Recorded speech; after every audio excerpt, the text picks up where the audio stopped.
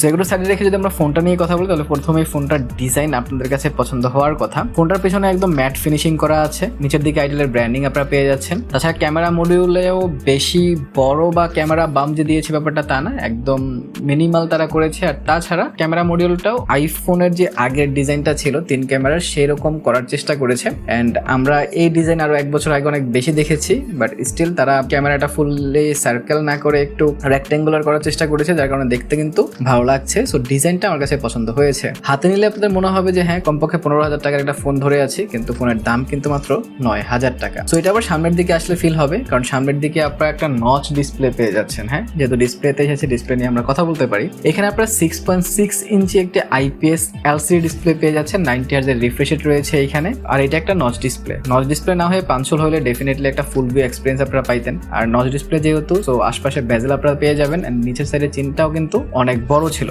যদিও প্রাইস কম, তারপরেও অন্তত আমরা এই প্রাইসে যদি আমরা 4128 এর কথা বলি তাহলে এই প্রাইসে কিন্তু অলরেডি পাঞ্চল অ্যাভেলেবেল মার্কেটে। তো তারা দিতে পারতো, বাট তারা দেয় নাই, কারণ কস্ট কাটিং এর একটা বিষয় থাকে। তারপর আমি বেশ কিছু কন্টেন্ট ওয়াচ করেছি ডিসপ্লেটাতে। আমি বেশ কিছু কন্টেন্ট আপনাদের উদ্দেশ্যে দিচ্ছি, আপনারা দেখেন যে এটা কন্টেন্ট ওয়াচিং এক্সপিরিয়েন্স কেমন ছিল। এন্ড সেটা আমাকে কমেন্ট সেকশনে জানাতে পারেন যে এটা ওভারঅল আপনাদের কাছে কেমন ফিল হয়েছে।